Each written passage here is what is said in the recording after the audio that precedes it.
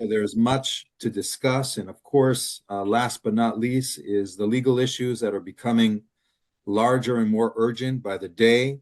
There are Israeli ex and current military officials that are being targeted by various NGOs, certainly in Europe. So there's much, again, to discuss today, and we have an incredible program for you. So without further ado, Mark, the floor is yours to introduce our topic and speaker. Thank you. Thank you, David, and hello, everyone. Welcome to ELNET's Monday Briefing. Before I introduce our guest, Natasha Hausdorff, I'd like to provide an update to our format today for question and answers. In order to get to more of your questions, we have decided that instead of turning over the mic to you, we're going to ask you to submit your questions to us, and I will credit the person who's asking the question, but I will read the question on your behalf. We found that this will save a lot of time and allow us to get to many more of your questions. I'll remind everybody of that as we get to Q&A. So now to introduce Natasha. Natasha is a well-respected and renowned expert on international law and the use of lawfare. After receiving her law degree from Oxford University and an LLM specializing in public international law and the law of armed conflict from Tel Aviv, Natasha clerked for the president of the Supreme Court of Israel in Jerusalem. As a Pegasus scholar, she was a fellow at Columbia Law School in the National Security Law Program, and she lectures globally on aspects of public international law and national security policy. She is the legal director of UK Lawyers for Israel Charitable Trust on a voluntary and pro bono basis, and she speaks for Israel on a pro bono basis. Ms. Hausdorff is a frequent contributor on legal matters for international media and has participated at several public debates about Israel and Zionism. She regularly briefs politicians and international organizations and has spoken at parliaments across Europe and the United Nations. So welcome, Natasha. I'm bookended between a heavy subject, the fires in Israel, in California, and what's going on in the Middle East, and certainly this topic of lawfare. So I thought, Natasha, I was going to open with a little levity by making a quick joke with a play on words, particularly to the American audience. And the warning was not to confuse a barrister with a barista. Now, interestingly, I happened to go to Wikipedia to actually learn what a barrister does. And I kid you not, below the word barrister in italics was not to be confused with a barista. So I want you to know, now that I know the difference, I will not be ordering a cappuccino with extra foam, extra shot. So with that, again, thanks for joining us, Natasha. It's my pleasure. You perhaps won't be surprised how many people are confused by that terminology. And the fact of the matter is, I do make some great coffee too. All right, I'll take you up on it at some point in the future then. I'd like us to level set this discussion by asking you to define lawfare. And perhaps if you could, give us a cursory example of how lawfare is applied against Israel, the different ways. Sure. Well, my definition of lawfare, if I may be permitted to start with that, is as an abuse of law, of international law in particular, vis-a-vis Israel, of international legal institutions and international legal processes. I see this, in fact, as the weaponization of international law against the Jewish state. And while there will often be appropriate applications of law domestically and internationally, what sets lawfare aside is it's not a proper application of law. It's, as I say, the abuse of legal processes to pursue a particular legal agenda. Now, I fully accept that the term is used in different contexts and has certainly been adopted by different organizations to mean slightly different things. But when I use the term lawfare, it is not to refer to any proper practice of law, but as I say, to its manipulation, but also its misrepresentations, because looking at the way that the law is so often misapplied to Israel, and perhaps answering the second part of your question, it's not just the legal processes that are being weaponized against the Jewish state, but it's also their public coverage of them, in which many of those legal processes, and I'm sure we'll come on to discuss the ICJ in particular, the International Court of Justice, which sits in The Hague, is the court that deals with disputes between states. Some of the ways in which the proceedings brought against Israel have been represented in the international media compound the lawfare approach by misrepresenting even what this court has so far determined vis-a-vis the Jewish state. It's an increasing phenomenon and an increasing trend. It's definitely now on people's radars far more so than it was in previous decades, but it has been with us for some time, and I hope we'll have a chance to properly unpack some of the ways that it's been developing over a number of decades. Is it applied only, or let me say it this way, is lawfare applied only to Israel? Is Israel the only country that suffers from the application of lawfare, or is it just a matter of degree? It's applied to other countries, but it's applied in a far greater degree towards Israel. Yeah, it's certainly not only applied against Israel, but the most severe, significant manifestations of it are certainly against Israel. But vis-a-vis the UK, I think we can also see certain proceedings concerning the Chagos Islands.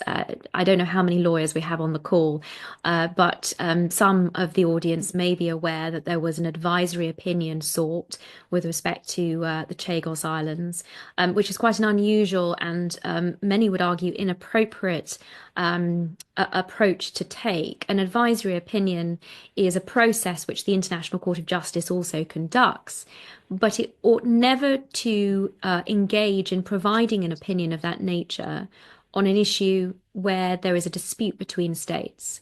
In that case, that dispute involved the United Kingdom. And I think there's a strong argument to say the UK's rights were ridden over roughshod to have the ability to determine where and when a dispute of that nature is considered by a court which has jurisdiction. So that's just one relatively recent example. But the reason that understanding the true manifestations of lawfare against Israel, I think, is so significant is that it has repercussions for other states, really significant ones. The more we see international law being thrown out of the window, the more susceptible other Western liberal democracies are going to be to these sorts of political attacks in these weaponized pseudo-international law institutions. And we're going to get to that in a little while because you raise a very interesting point. I wonder what the obligation of states will be to push back on the ICC in order to maintain credibility in the rule of law. But I'll get to that in a moment. I want to discuss the idea of lawfare as a subset of idea laundering, and idea laundering being defined as the hijacking of legitimate words, ideas, or phrases to infiltrate into the marketplace of ideas illegitimate, fabricated, or distorted ideas. And if that's the umbrella, lawfare through the ICC, ICJ, and UN could be a form of disseminating that. But we also see it in the majority of interactions which are not legal. We see it on social media. We see it on the media. We see it in debates like the monk debates that you and Douglas Murray were involved in with Mehdi Hassan and Gideon Levy.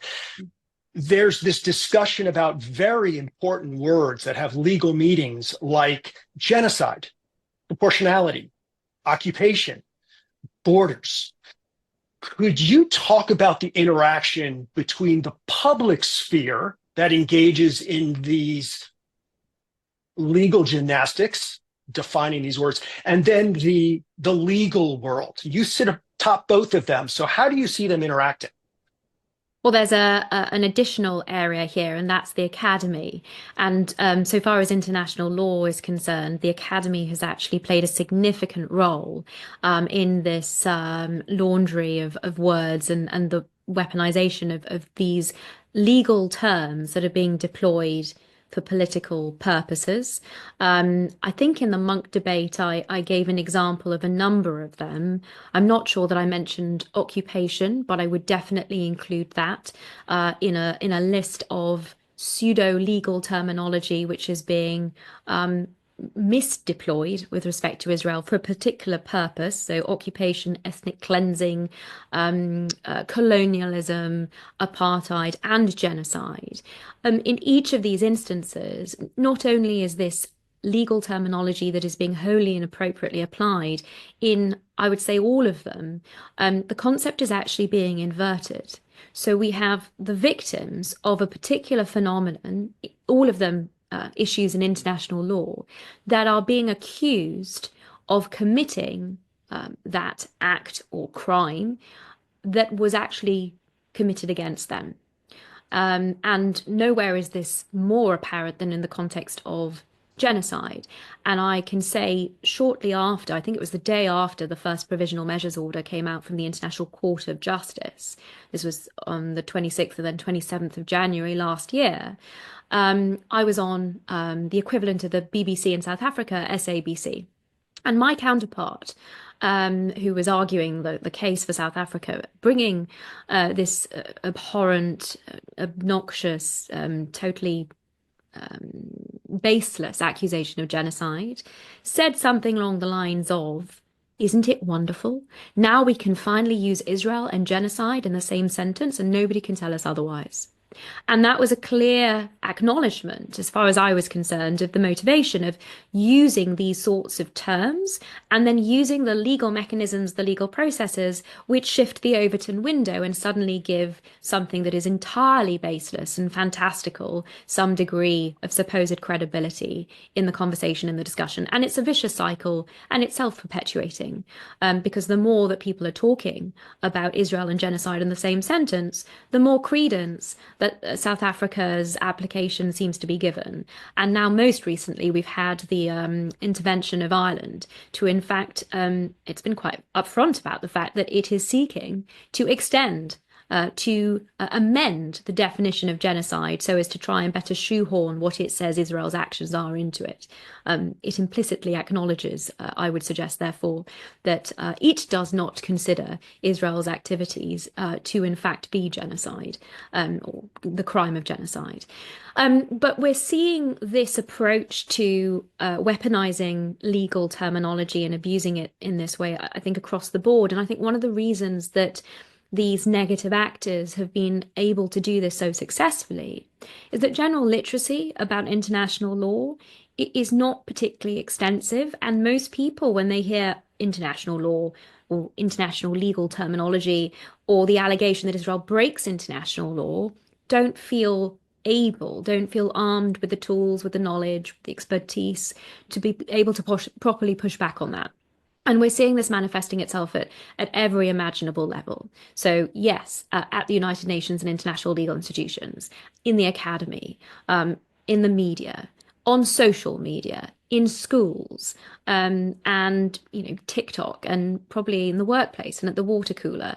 And there becomes this generally accepted received wisdom as a result, which is totally divorced from the reality, the facts, the law. But if you don't subscribe to it, suddenly you are the other. And absent the ability to properly explain why you don't subscribe to it, and perhaps even convince others that they have been entirely hoodwinked in this situation, I can entirely understand how it just becomes this, snowball. I think it's even more important that we do our utmost to counter it in those circumstances. You mentioned the ICJ, so I'm going to jump ahead and ask a question about the ICJ and the two cases. So I heard you in a prior interview, you explained that the ICJ, the International Court of Justice, is having the responsibility of either offering an advisory opinion or a binding resolution of a conflict between two states. And I'm sure there are many questions, but around that phrase, two states, but I have two. The first one, in the context of Israel and the Palestinian territories, does the ICJ see two states? And for the two cases brought before the ICJ, the one brought by South Africa against Israel and the one brought by Nicaragua against Germany, what legal standing, if it's between two states, what legal standing does a third party have to bring a case on behalf of one in which it has, it's two standard deviations away from the conflict. What legal standards do they have to do this?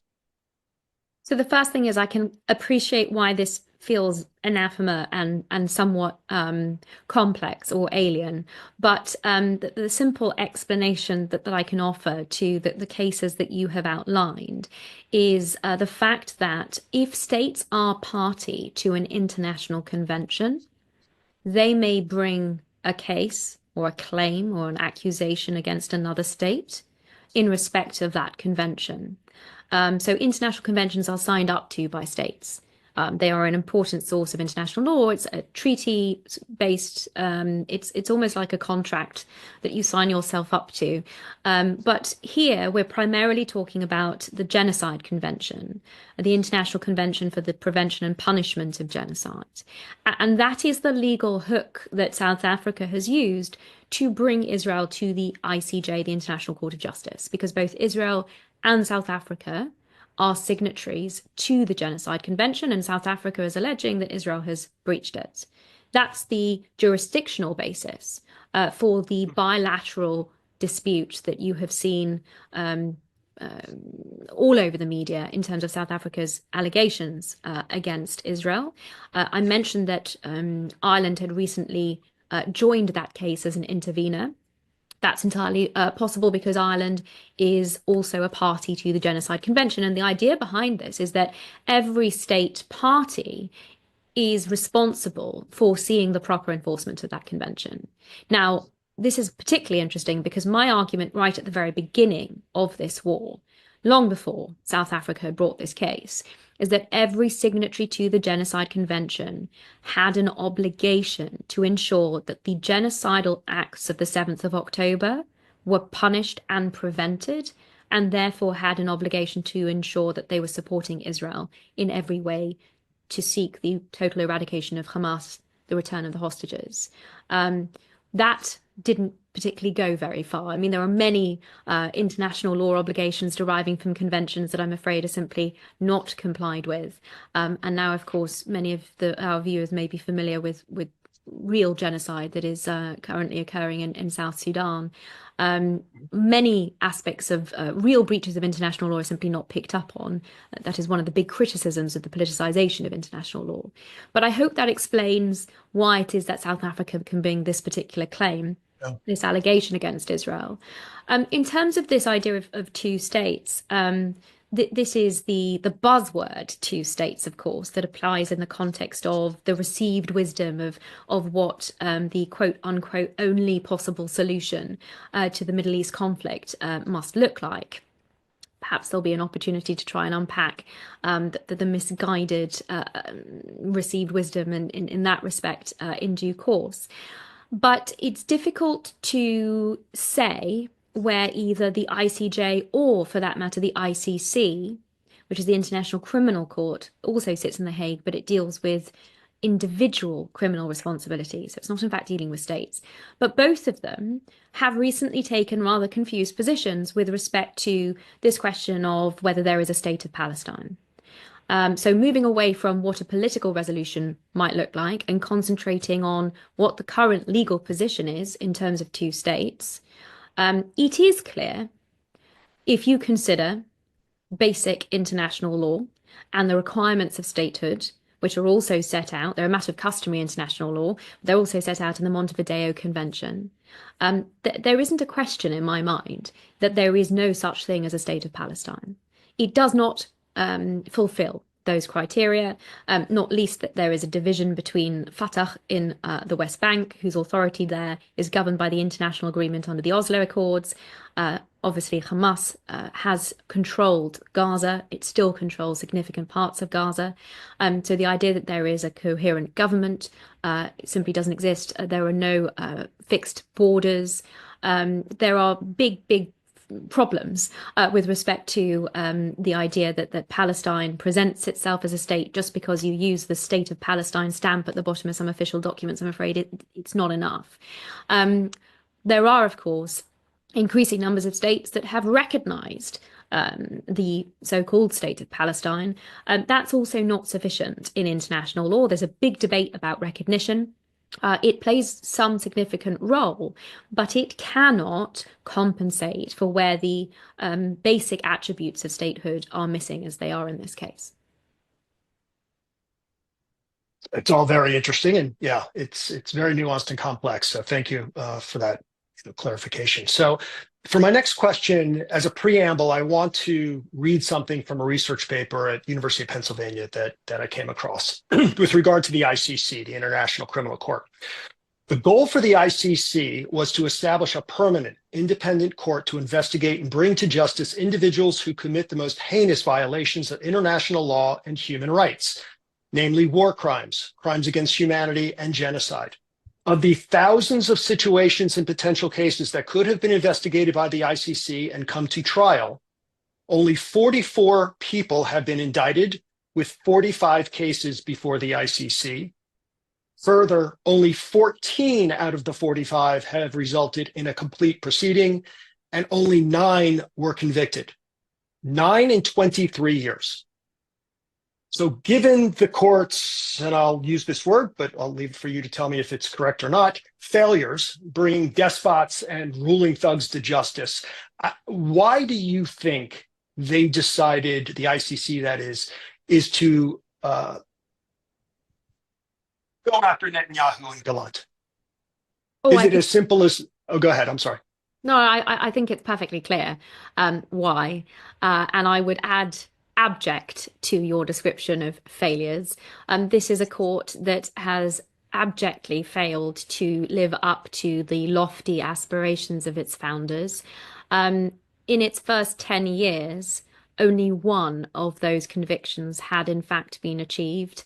One successful prosecution had been brought at the cost of nearly $1 billion US. The failures of this court have not escaped public attention. It has come under resounding criticism, not just in terms of the money and lack of actual convictions, but also because it is, for the vast majority of its time of operation, almost exclusively focused on African defendants. So there were lots of allegations of racism against the court as well. And then in 2020, there was an independent expert review of the court, report of some over 600 pages, called out an atmosphere of fear and intimidation at the court. I mean, it really couldn't have been worse in many, many respects. What better way to rehabilitate yourself, to cleanse yourself and come out as the good guy, than by going after the world's punching bag and the Jewish state? To me, it seems pretty apparent when the investigation concerning Israel was first opened in 2020. Remember, that expert report was also published in 2020. It was only a matter of months after the findings of that report were made public. The application from the former prosecutor, Fatou Bensouda, was made to Pretrial Chamber 1 to open this investigation. That the prosecutor before her had declined on the basis that he didn't think that there was sufficient jurisdiction. It's important to understand that jurisdiction is what separates a legal institution from a political one. And the jurisdiction of the International Criminal Court derives from its members. States that sign themselves up to the court delegate their own jurisdiction to the court. Absent that, we've already talked about the fact that Palestine isn't a state, so it cannot sign up to the ICC in the first instance.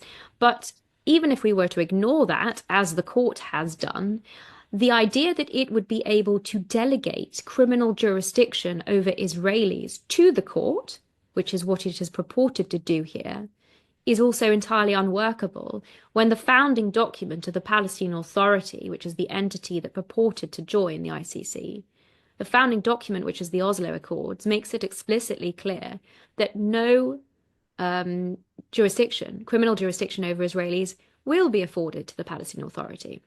And there are a number of states that sought to raise this problem with the ICC, and with Pretrial Chamber 1 in particular, that there was an absence of jurisdiction under the court's own rules and practices and the Rome Statute, under the Oslo Accords, that the application that Karim Khan brought was in fact in breach of the rule of complementarity, where the court ought to have in any case allowed Israel every opportunity to investigate and prosecute any credible allegations. It's my firm position that the allegations that the prosecutors brought through to the court are not credible.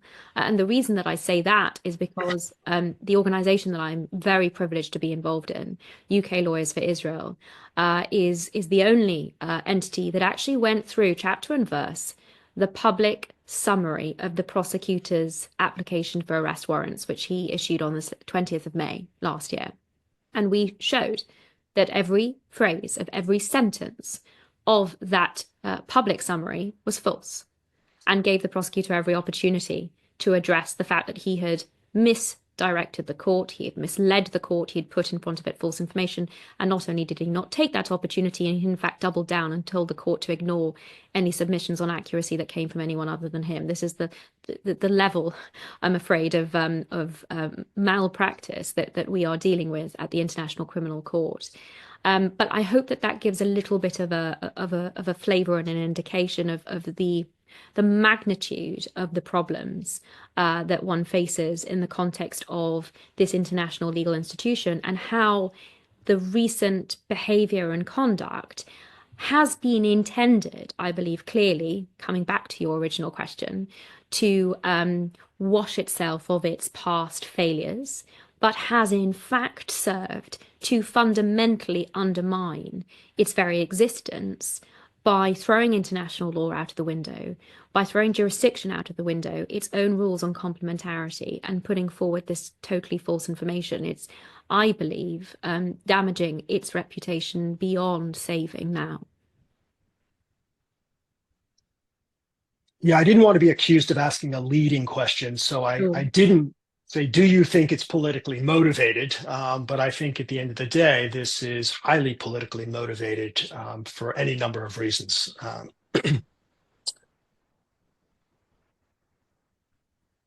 I want to turn back to idea laundering a little bit, broadly speaking. So, and at the UN. So I'm going to apply the idea of idea laundering and now lawfare to the UN. I think I heard you talk about, in fact, I know I'd heard you talk about a 2011 article that seemed to have struck you. And in that article, you mentioned that Abbas sought to internationalize the conflict as a legal, not just a political matter. And to you, that was a declaration of lawfare. Now, I'm sort of curious why that is the moment in time where the flag went up the pole, to raise that alarm. Mix my metaphors, because no doubt lawfare has been applied for decades. UN Resolution 242 and the definition of borders has been mischaracterized. The Fourth Geneva Convention and the movement of populations by occupying powers has been mischaracterized. And most recently, back this September, the UN General Assembly's resolution against Israel, where it relied on the recent ICJ advisory opinion. So we have decades of lawfare. What was it about that moment and Abbas's comments to kind of internationalize that conflict struck with you? And could you tie it all together? Because it has a long history and it seems to have an evergreen future. Absolutely. Your point about this being a long-running phenomenon is absolutely correct, and a very important one. What Abbas was writing about in the New York Times, what was preceding the Palestinian Authority's latest attempt at that point to join the United Nations as a full member, with the stated intention of essentially leveraging that position and membership of various international bodies, institutions as a result, to conduct this campaign of lawfare throughout all of them. And so it has absolutely been conducted on behalf of the Palestinians by the bloc of Arab states, significantly at the UN. But this was, in particular, I think, the Palestinian Authority leader, he's just gone into his 20th year of his 4-year term, saying this is our new policy. In terms of, the weaponization of international law and international legal phraseology, this goes back to Zionism is racism, which has had a particular international law status in the context of conventions to combat racism internationally. So absolutely, it has been used by detractors of Israel for a significant period. But we can see a significant shift after 2012, when the so-called State of Palestine was admitted to observer status, that it has sought to leverage lawfare activities in a far more concerted way, and done so with the support of armies of NGOs that have been established particularly for this purpose. And it is so pervasive that now, formerly respected NGOs like Amnesty International and Human Rights Watch have entirely jumped on this bandwagon of a relentless, obsessive fixation with Israel and the generation of false allegations against Israel and against Israelis. And the two kind of recent big examples of that are in the context of apartheid and genocide. And in both of the reports on these topics by both of these organizations, they very blatantly had to manipulate the facts and the law of what they were discussing. So, for example, with respect to apartheid, Human Rights Watch, I believe in the first sentence, it's clear that they are essentially conflating the local population of the Palestinian Authority, who have self-governance under the PA, with the population in Israel. They consider Arabs and Jews from the river to the sea, entirely fudging the political reality that exists there, as well as the legal reality, in order to seek to justify this incorrect claim of apartheid. Similarly, with respect to the genocide allegation, we have seen a rewriting of the crime of genocide, something that's actually made pretty explicit in the report that Amnesty International put out. It was a precursor, perhaps, to Ireland's application to the ICJ to reformulate the crime of genocide for Israel's benefit. But that is a phenomenon that has, I think, in particular, exploded since this became an official policy of the Palestinian Authority, around about that 2011, 2012 mark. And we have seen the impact and the effects of it.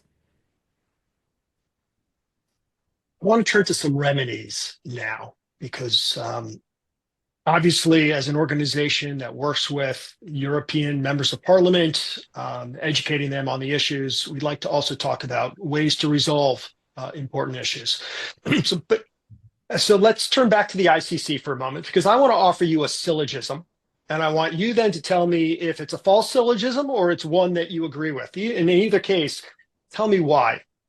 So the syllogism is that, one, the court was politically motivated, or because the court was politically motivated, first premise.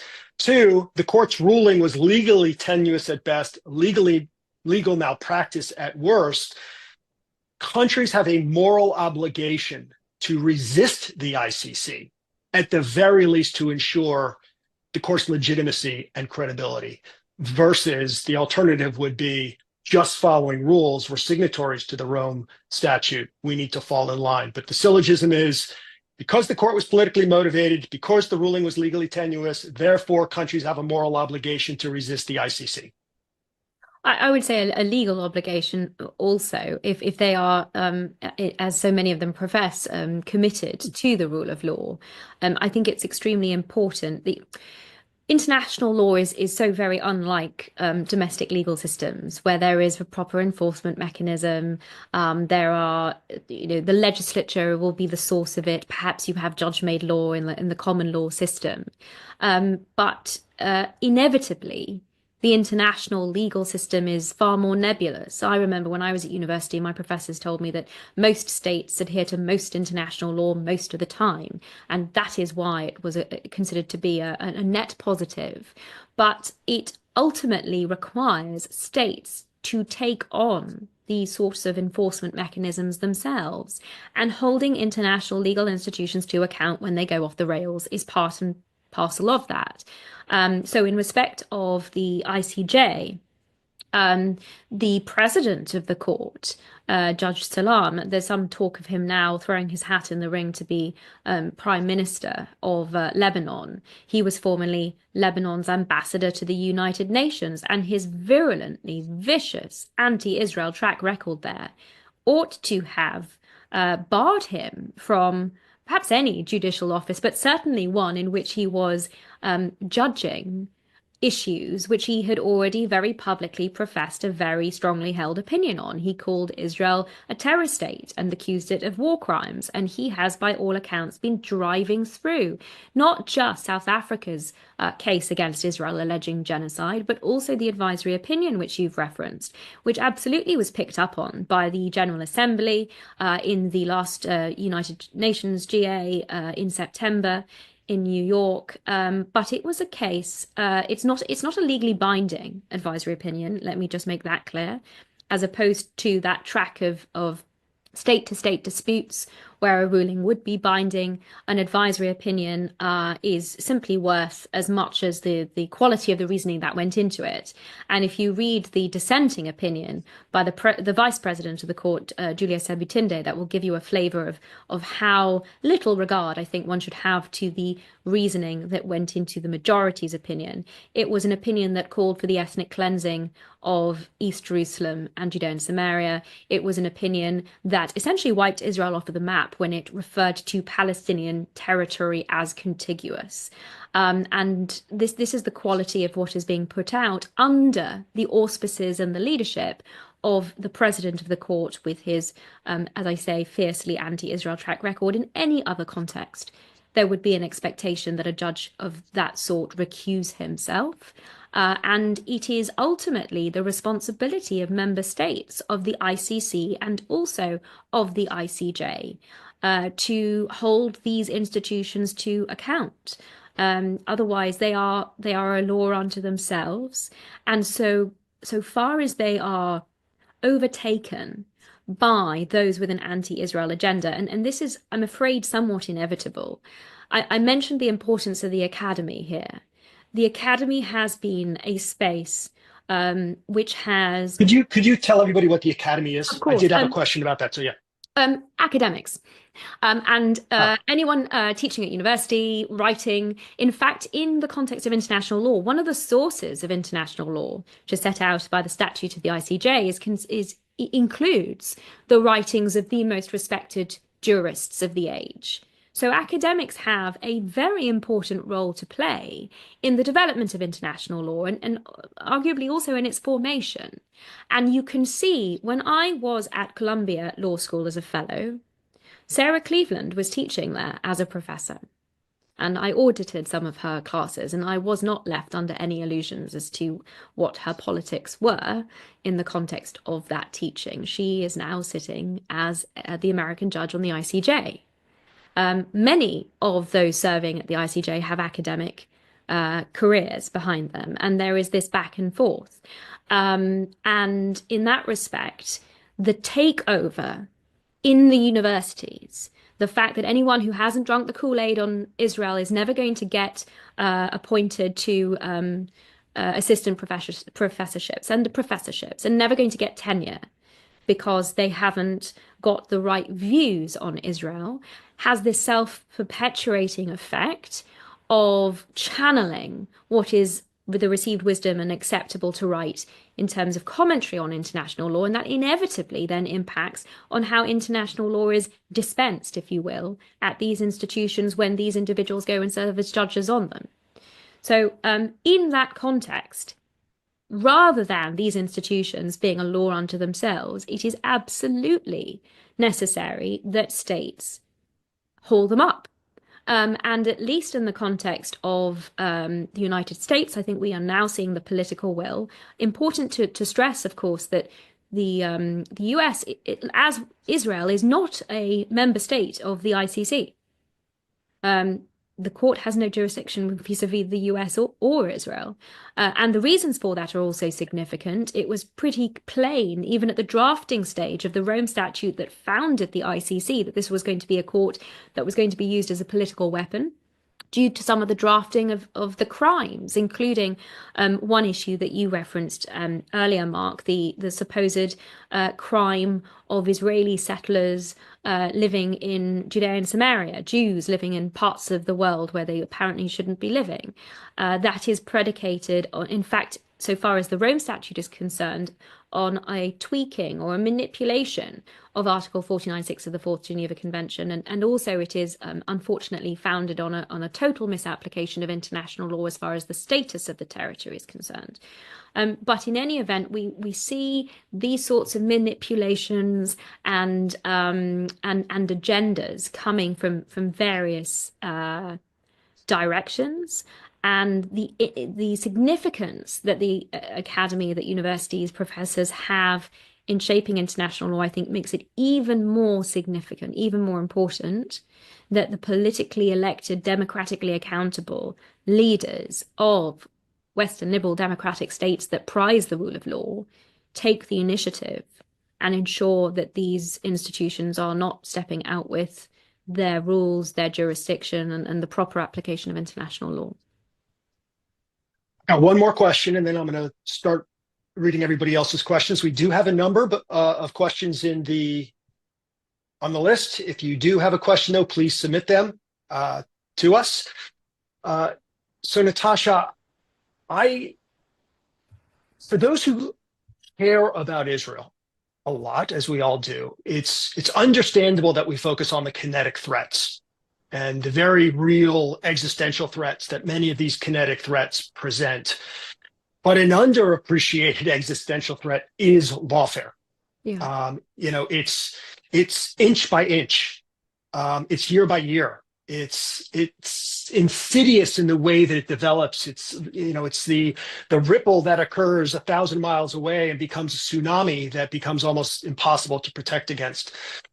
Where do you see, and before I ask this question, it can't just be resisted by UK Lawyers for Israel or Sharat Hadin or the Lawfare Project, but it seems like that's where much of the effort is coming from. Where do you see this trend going, and how do you think we are ultimately going to resist it with any real effect? So first of all, I think it's a mistake to seek to divorce the threat of lawfare from the kinetic. I think we have seen ample evidence over the course of the last 15 months that Israel's ability to defend itself has been undeniably impacted by the lawfare initiatives that we've seen, and they kind of work both ways. Hamas's only objective since starting this war was to survive, and its means of seeking to do that was simply applying pressure on Israel and the international community so that Israel would cease its lawful self-defense. And we have seen that in the context of the rhetoric. Even Antony Blinken has at least been honest enough to acknowledge the immense damage that has been done every time the rhetoric of the United States indicated that it was being hard on Israel, that it was simply encouraging Hamas. In the context of that interview that he gave, it was to walk away from negotiations, but we have seen it at every juncture of Hamas's activity militarily, its terror armies that it has been leveraging against Israel. And when we consider that, when I speak to friends of mine who've been on the ground in Gaza, and I've said over the course of this year, how's the war going? So often the response I've had is not bad, considering we have both hands tied behind our back. Why is it that my friends who are putting their lives on the line have both hands tied behind their back? I think it is because of this eighth front. It is because of the impact that the lawfare campaign is having on Israel's ability to defend itself, be it an arms embargo that the UK has imposed on 30 arms licenses on an entirely unlawful basis, because there is no nexus between the concerns that the UK has raised, unfounded as they may be, the concerns that the UK has raised on aid and on detention and the arms that it has embargoed, despite saying that there are in fact no concerns that the UK has identified in terms of international humanitarian law so far as targeting and proportionality is concerned. Incidentally, that is the same conclusion that the United States has drawn. And these are two entities that Israel has shared considerable sensitive information and intelligence with, pertaining to its targeting and proportionality assessments. And that is pretty indicative of the fact that it's correct. What other independent experts, such as Richard Kemp, such as John Spencer, have been consistently saying, that no other army has gone so far as Israel to prevent civilian casualties, to conduct precise strikes, to exercise precaution, keeping civilian casualties down to an all-time low in the context of urban armed conflict. So in that context, I think it's extremely important to be mindful of the impact that lawfare and failing to properly address it and push back on these falsehoods necessarily has on the Kinetic. That's not in any way to take away from the incredible military achievements of the last year. The difference, I know it's difficult because we're all living in the moment, but to pause and take stock on the position today vis-a-vis Hamas, Palestinian Islamic Jihad, vis-a-vis Hezbollah, even the Houthis in Yemen, and of course Iran, for whom they are all proxies, to take stock of the incredible military achievement that Israel has achieved at great sacrifice, and the additional 5 soldiers who have been killed that were announced at the beginning of this webinar, should never have had to be the case. Were Israel not having to fight with both hands tied behind its back because of the international legal war that is being waged against it, they might not have had to make that sacrifice. And the longer that we put our heads in the sand, the longer that this shum attitude is maintained by, unfortunately, the state of Israel, the longer that we say, oh, this is too complicated or too difficult, or we might be right, but actually explaining our position in a way that is consumable by the international media on these technical legal issues is simply not feasible. The longer that we continue seemingly to acknowledge some kind of defeat on these points, even though the law and the facts are entirely on our side, the harder the Kinetic is going to continue to be. And it breaks my heart that we are failing, I'm afraid. I will say it in this context, that we are failing so profoundly on the legal battlefield because it is so intimately connected. It is inextricably linked with the military battlefield. So to that then, I'm going to ask John Mirish's question, and thank you for joining us, John, who is from LA. So I hope you're safe and sound asking this question. The legislation before the U.S. Congress right now to sanction the ICC, does legislation like that work? How do you think this should be something other countries engage in, and to what extent or why do you think that'll work? Just the mere pressure would force. How do you think it would work? In a word, yes. No, I appreciate there's a little way for this legislation to go. I note that under the previous Trump administration, in fact, ICC officials were sanctioned by executive order, and I would fully expect some form of that post the 20th of January. Hopefully on the 20th of January. I don't know if I can be quite so demanding. Perhaps some of your colleagues, Mark, may be able to increase the pressure and the urgency on that front. But plainly, American approaches to the ICC in this vein before did have an effect. The ICC dropped its misguided and unlawful investigation into United States servicemen in Afghanistan. And I think in the context of what we're seeing here, every pressure needs to be brought to bear to bring the court in line with its legal parameters and the appropriate exercise of its jurisdiction. Let me make it clear, I'm not suggesting that there needs to be political influence here to affect what is a legitimate legal process. Quite the contrary. It is because this process has strayed completely away from the legal and into the realm of the political that tough action needs to be taken, and sanctioning the officials at the court and their associates and anyone else. I appreciate it doesn't apply to Americans. It applies to foreign persons, but there are a number of these so-called experts who provided a sign-off to Karim Khan's application. That in and of itself is unprecedented. It is unprecedented that the prosecutor would publicly would go on Christian Amanpour and give a press release and give a public announcement of the issuance of an application for arrest warrants. Normally, these are done in secret so that the subjects of these applications do not know that there is a warrant out for their arrest and they may be picked up when they go and travel. There's every indication from the unprecedented, unique approach that the court has adopted here that they had no intention of actually arresting the Prime Minister or former Defense Minister of the State of Israel. Otherwise, they wouldn't have made such a song and dance about it. This was all about posturing. It was all about the PR side of things. And that merits a robust response by the leader of the free world.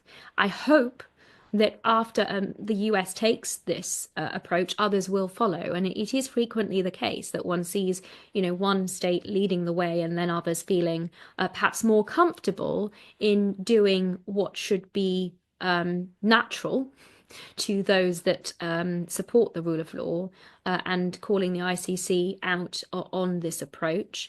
Vis-a-vis the ICJ, there are very important similar approaches that need to be made. I mean, states are in a position to make submissions.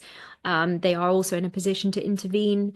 They are in a position to also bring cases against other states. I mean, Iran is the primary culprit for real genocide for decades, to the extent that, no one's providing the kind of support and inducement, perhaps, that we're hearing has been provided to South Africa to bring this case against Israel. No one's necessarily providing that sort of inducement to bring a case against Iran.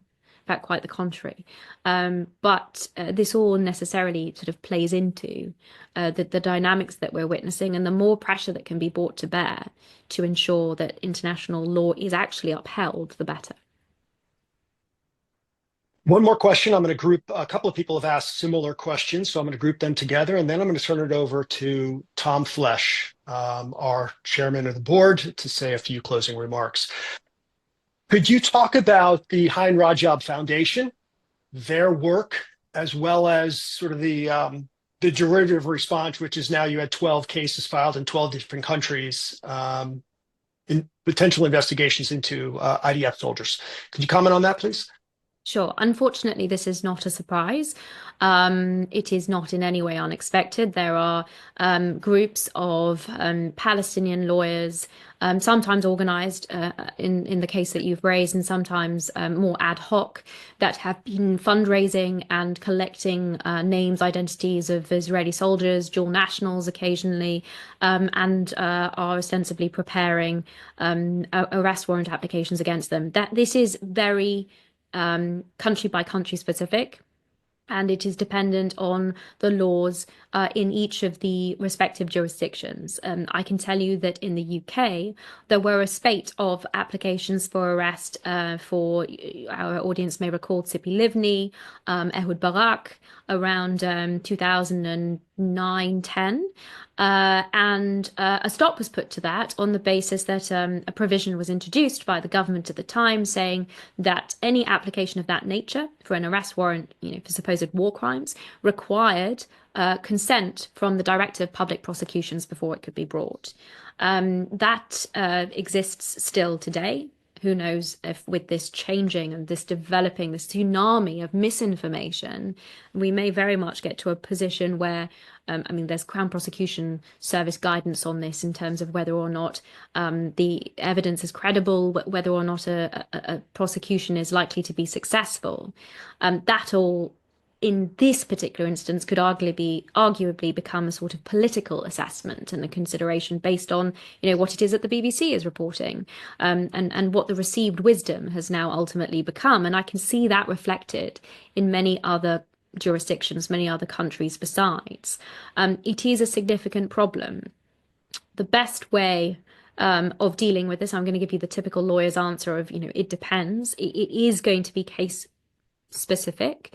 But I can tell you, having been on the ground in Gaza, I was there in September. I went in with the 162nd Division only a few days after they recovered the 6 hostages who were murdered in the tunnel. I went in with military experts from around the world, from generals, majors, and I should say an enormous thank you to ELNET that facilitated this trip and was pivotal in organizing it, along with Daniel Burke and Vladimir Beaumont from the UK. And Joan was on the ground there with us. I think everything that we witnessed with our own eyes in terms of how the IDF operates there, in terms of the challenges that are being faced with the tunnels under the Egyptian border. We went along the Philadelphia corridor, we went into Rafah, where we saw every single civilian house booby-trapped. All of this context is, of course, absent from the sorts of applications that we have seen, and I'm afraid we will continue to see against individual Israelis. And we can only try and combat those on a case-by-case basis when they arise, or, and this is a sort of aspect of preemption, trying to get whatever the state and judicial authorities are in the relevant jurisdictions on board, trying to educate and ensure that they are at least familiar with the type of misinformation that underpins these applications and the realities of Israel's conduct in the Gaza Strip. And that kind of information I know comes out of ELNET, I know comes out of the high-level military group. UKLFI has been providing a great deal of it in terms of the legal analysis, the analysis of casualty figures. We've just seen more falsehoods put forward by the Lancet publication. Countering those in the public arena is going to be supremely important, really significant to being able to hit these aspects on the head. So perhaps ending on a slightly lighter, more positive note, and a deep thanks to ELNET and to Joan and her colleagues who were on the ground facilitating that. And I know the incredibly important work that so many organizations like ELNET, like UKLFI are doing to try and get the truth out. I do hope ultimately that the truth will out and that we will ultimately be victorious through shining a light on the realities, both in terms of the facts and the law. Thank you, Natasha. And I apologize for everybody. I just asked Randy to put in the chat the month debate where Natasha and Douglas Murray took on Mehdi Hassan and Gideon Levy. It is a tour de force and a masterclass on a number of levels, and I thought all of you would appreciate watching it if you haven't done so. Now I'd like to turn it over to Tom Flesch.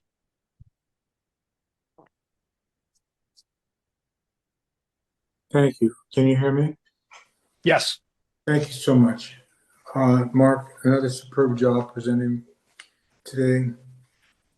And Natasha, thank you so much for your words of wisdom, with deep thought, very emotional. We're suffering here a lot in Los Angeles right now. But through all the suffering, it resonates in my mind that in our Jewish tradition, we have gone through persecution, we have gone through destruction many, many times, too many times, and we always prevail. And notwithstanding breakdowns in government, notwithstanding breakdowns in our infrastructures, it's our people that are resilient. And I see it here every single day, not just Jewish people, but the community joining together, looking out for each other. And it's such a Jewish value. And I say to you that those who call the United States of America or Israel apartheid, genocidal, and that they're not doing enough to protect the innocent Gazans from attack when they are in fact put in the line of fire. The story has to be told in its totality, not just pieces. And to defend against something like this is a horrendous thing to do.